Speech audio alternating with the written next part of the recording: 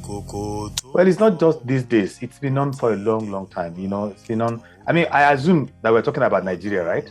But what we are saying can also apply to many countries in the world. There's a global movement, and Nigeria is not, it's not, we're not immune from it. It's the same. We can see this, what we're talking about.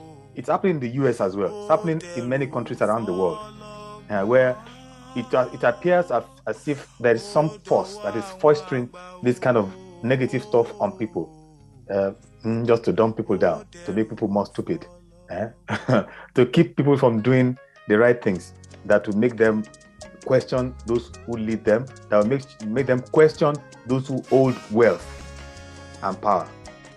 How did we get here? Well, if you take Nigeria as a specific case, Nigeria itself, how was it set up? Nigeria was set up by economic interests. Economic interests set up that country. Nigeria is not like you and I came together and said, oh, let's agree, me and Abib and Chukwemeka and this other person. We're just going to sit down and agree on how we're going to set up a country, we're going to live in together, and we're going to set up the rights. These are the rights of any child born in this space. Because when that child has those rights, and we take care of that child, from when he's born, and that child has been well taken care of by the system we've created. By the time that child is able to give back to that system, that child will have this fierce loyalty, a fierce, unbending loyalty to that society. That child wants to give everything to make that society greater, because he then wants to give more to those coming after him. And that's how you create progressive societies. But our society wasn't built like that. Nigeria wasn't built like that. Nigeria was built by economic interests, and it's still being run like that. There are those interests that set up that country that pretended as if they gave the country its freedom, its independence. And they have, from the beginning, placed overlords over that geographical environment, that economic interest of theirs. They've placed these overlords there, and they can decide who they push in, push out. But they have never said, these forces that are beyond Nigeria, they have never said we shouldn't run our society properly. They have never said we shouldn't imbibe the right things that will lead to progress and development of our people. And so right from the outset of Nigeria, built on corruption and fraud, you've had corrupt and fraudulent people in positions of influence and power. And it starts very slowly, slowly you introduce all these negative things, all this, like me first, greed and selfishness, everybody grabbing what they can, nobody's thinking of putting back in the pot. And there's something I'm fond of saying, that I said in many of my songs and in my poems. Once you take more than your just share, in a community, once you take more than your just share, somebody somewhere suffers for it. And that's not all of this nonsense, socialism or communism. That's not it. This is just simple ancient wisdom. Once you take more than your just share, somebody somewhere suffers for it. But if the leaders we had early on, or the people who are running things early on, the so-called elders, if they had imbibed that and tried to practice it, of course, maybe we wouldn't be where we are now. But it became like a free-for-all, everybody grabbing whatever they wanted. And people knew that the only way you could keep doing that is by dumbing the people down, by promoting the things that will not make them very restless, that will make them just accept their low state, so that you can feed them crumbs and they will not complain. And so over the years, we've ended up with our people looking up to certain people who will give them crumbs from the table. And we've come to accept that this is how it is. And everybody now thinks, every young person out there now thinks, I've got to grab my own share.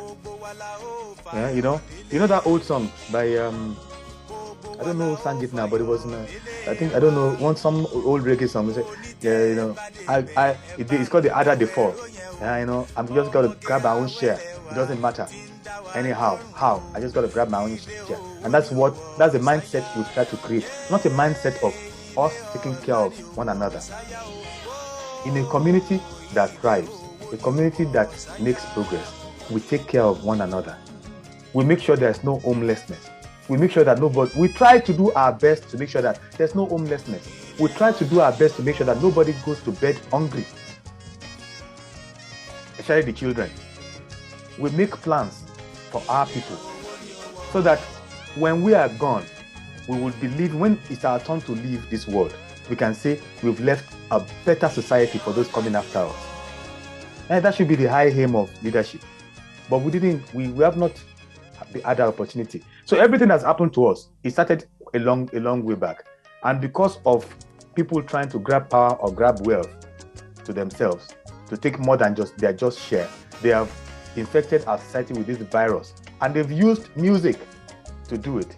And they've used the movies to do it. They've used even books to do it. We have nicely and smartly destroyed our education system. And we've used religion as well to do it. You know, to put all that backwardness in our people's minds. And so it's going to be really, really difficult now to reset it. But it's also very easy to reset it.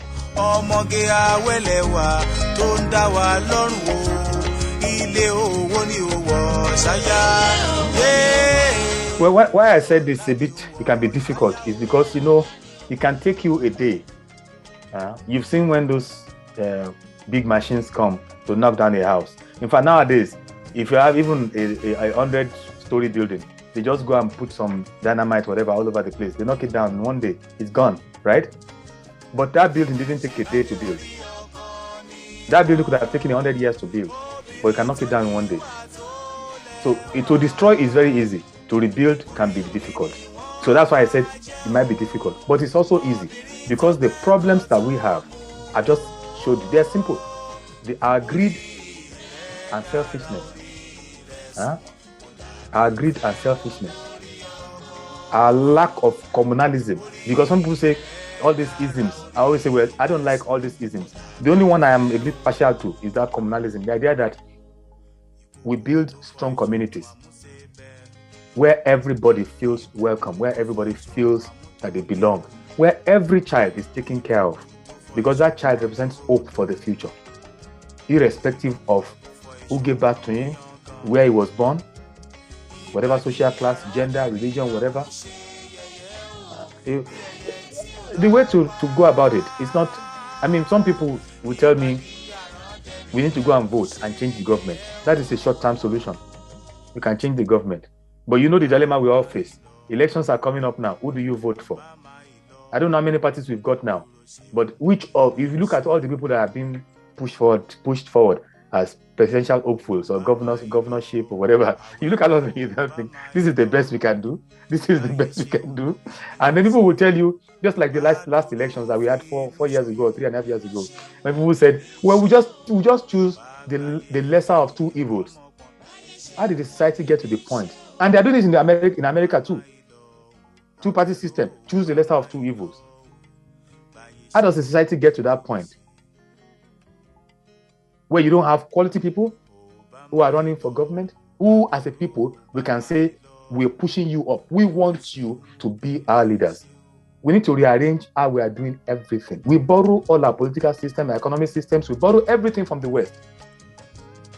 Perhaps the crisis we are facing now will force us to the point where we start thinking we need to rethink our electoral process. We need to rethink our political process. Because this process that we are following, I don't think will lead us anywhere. So the solution, I don't think is going to be in the short. We can do the short term, thing where we hope we will vote somebody in who might try to change anything. But you see, the head is really, really spoiled. We know that. The body itself is rotten. So even if you change the head, the body is rotten. So we need to fix the old thing.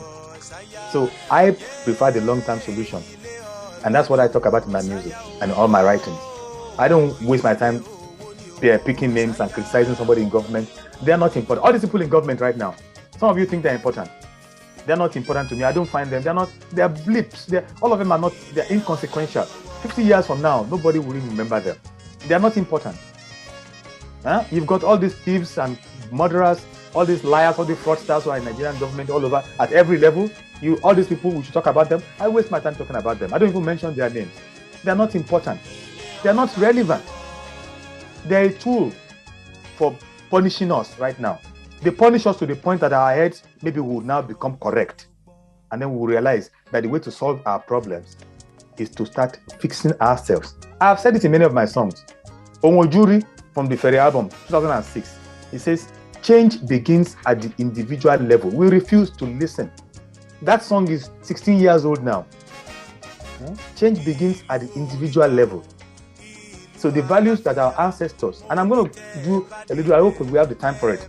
See, people always try to say Yorubas are different from the Igbos and Efik and everybody is different. But anyway, all those cultural groups, they were all reaching for one thing, an ideal. Even the old European communities were reaching for that ideal. Because for man to be able to create a community that has peace and progress, we've had thinkers in this world for thousands and thousands of years who have thought, how do we, there's a tendency towards greed in the average human because they want to have self-preservation, you want to preserve yourself and yours.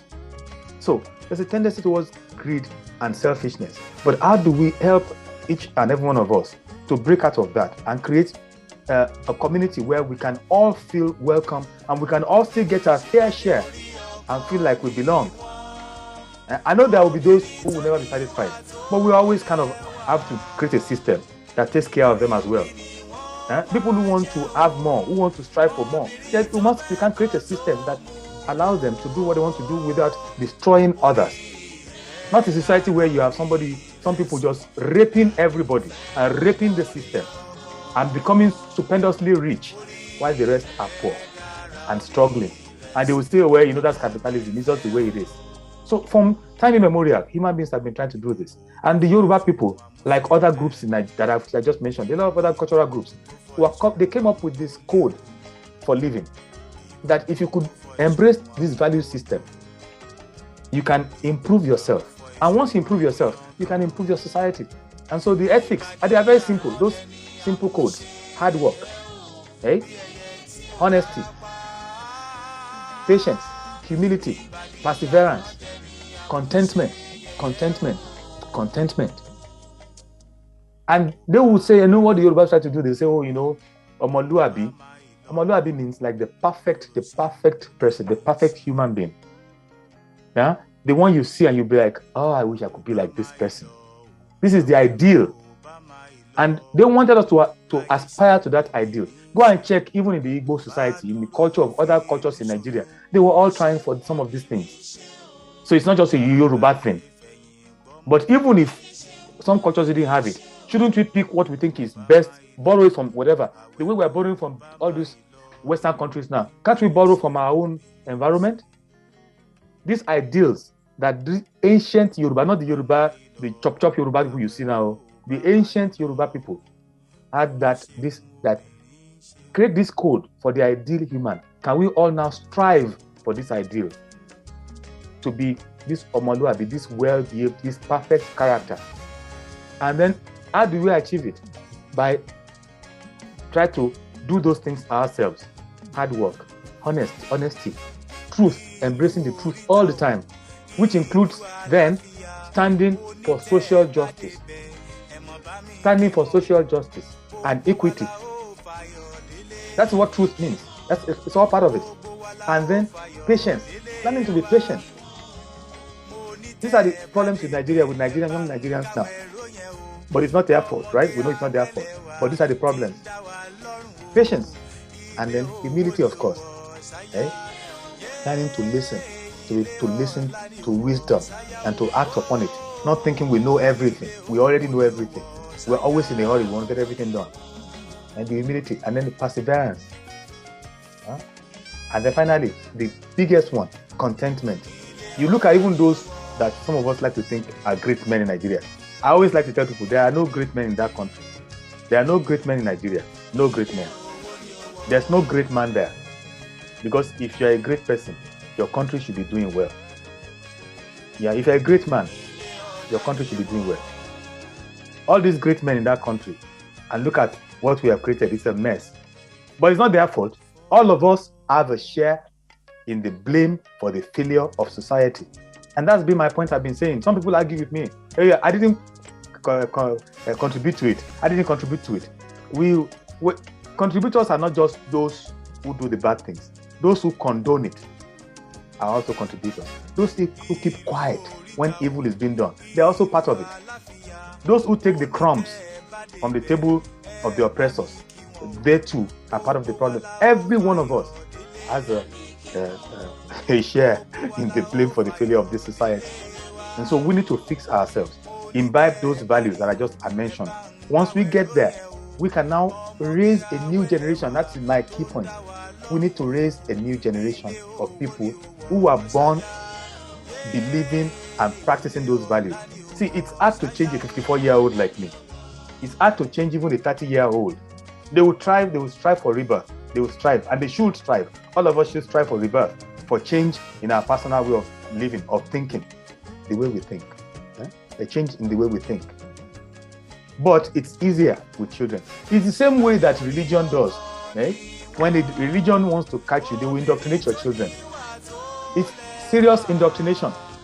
Up to the point that you now meet some people, they are so afraid to do anything against that religion, so afraid to even step out of that religion, so afraid to say some things. Because early indoctrination, the way it can stay with you for life. That's what we have to do with our children in teaching them the right things. We need to teach them all these values.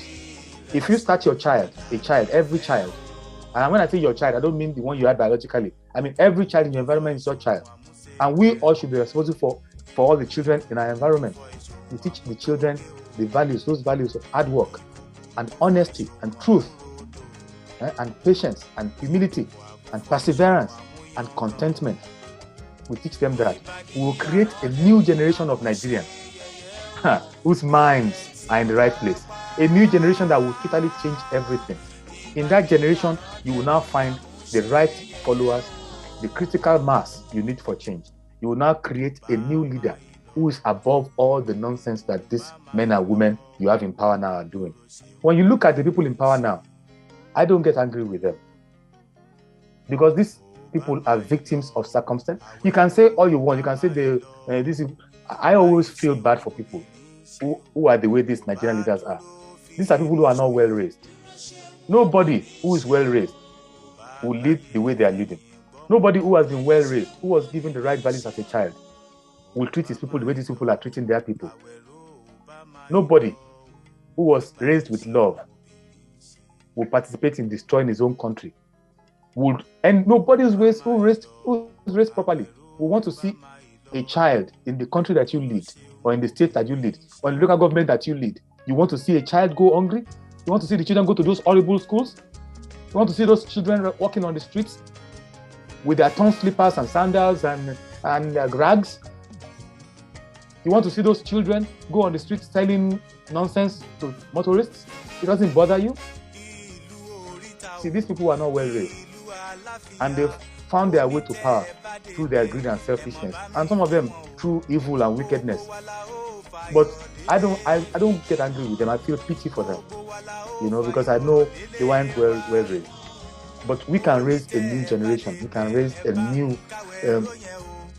We can start something different, and that's the long term, and that's what I've been preaching. I've not been too interested in the short-term solutions. Are there? There, you can do it. We can go on this road and protest, and bring the government down. Well, we'll protest. We want this. We want that. We'll bring the government down, and then we'll put somebody else there. But that person, he's still going to be perhaps the same thing like these people.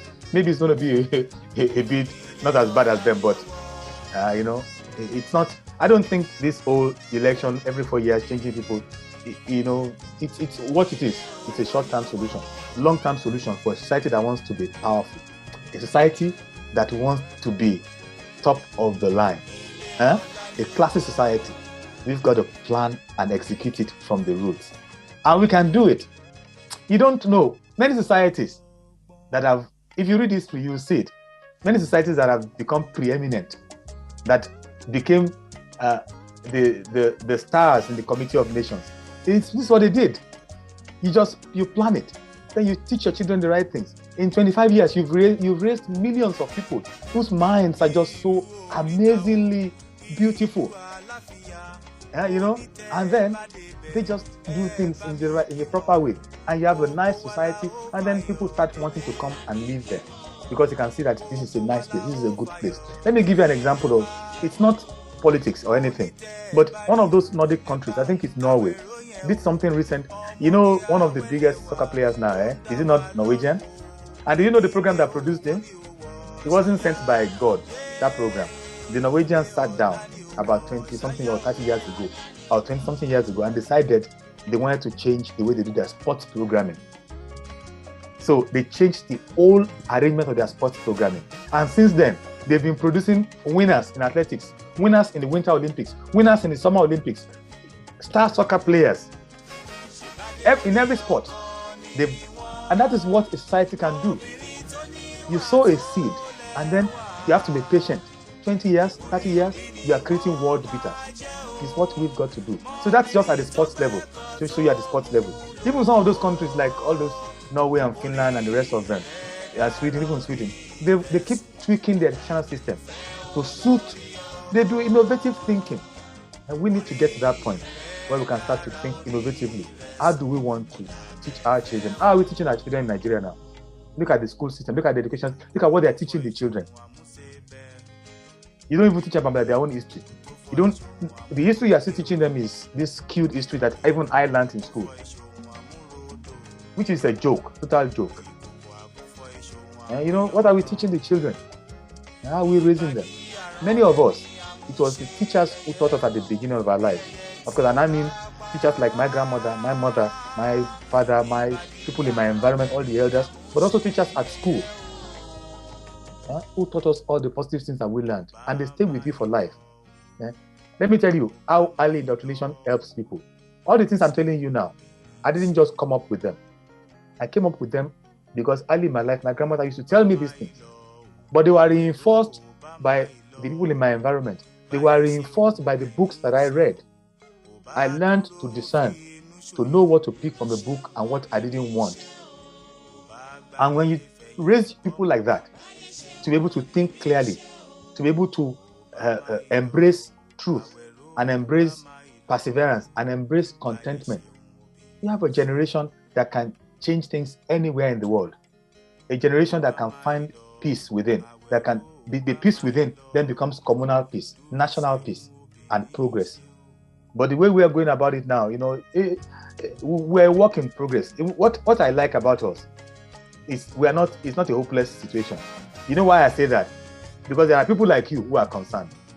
And every time there's a big issue, either it's about insecurity or about issues with moral decadence, whatever, there's an outcry. There's an outcry by ordinary people. That shows you that we have hope. That shows you that there are people who care. We are not all lost. And so we have a chance to say what we're saying. And hopefully, if we can find that core of, the critical mass of good-minded people who want to see progress, then maybe we can start to codify some of these things and teach the next generation, so that maybe 30 years from now, we'll have a different country. I might not be there. I don't care if I'm there or not. I might not be there. And that's not the issue. The issue is that I feel every human being, you should, I feel, this is what I think. I'm not saying you have to agree with me, but I think the purpose of your life as a human being is to leave this world better than you met it. By injecting, using all your energy, your wherewithal, all your intelligence, all the talent you've got, to use all that to be a blessing to your society. And I'm doing that through my music and the things that I write. I'm trying to inject that positivity into my people in the hopes that other people will pick it up, and all of us working together, we can build this new society. We can make it work. We can make things work. It doesn't matter whether we break. People say maybe if you break up, it will change. You can break up into small units, like where you have the Keja nation and the Agege nation, and the Umaya nation and the Kano nation. You can break even to that point where they are smaller than just Yoruba land, Igbo land, or you can break down into that. You still will not have progress if you don't have the right values. So the problem with Nigeria is not just all that people say, oh, maybe it's this, maybe it's... No, it's more than that. It's the value system that we hold as a society. You can never, with this kind of rotten system that we're running, you can never have good leaders.